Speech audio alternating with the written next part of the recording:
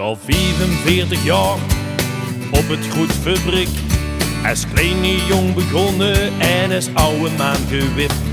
Van 's morgens vroeg tot 's avonds laat, zweerte voor het geld.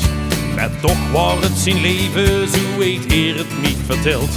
Heer hoeft niet te werken, maar het geeft de man zijn pre. Hoe Heer voor heeft gevochten, het is weg, het is voorbij. Op een kruk in een café deed Heer zijn verhaal. Uiteindelijk nog verloren van het goed kapitaal. Heer vroeg zich af, wat is gebeurd? Zijn levenswerk in stukken is gescheurd. Heer vroeg zich af, wat nu gedaan? Nu zijn fabriek ophield te bestaan.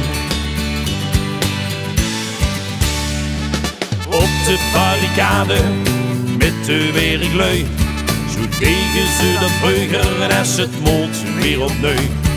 Samen met z'n allen vechten voor hun baan. Het fabriek is pas historie als de boord is toegedaan. Heer vroeg zich af, wat is gebeurd? Zijn levenswerk in stukken is gescheurd. Heer vroeg zich af, wat nu gedaan?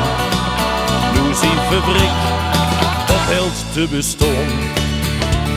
Die bottenmaan van vroeger, die kunt niet meer klaar. Hier zit nu niet minutig en dat na zoveel jaar. Ze hebben met z'n allen hun fabriek zo goed gemaakt.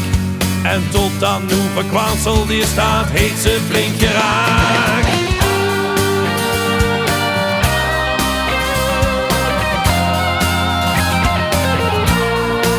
Heer vroeg zich af, wat nu gedaan?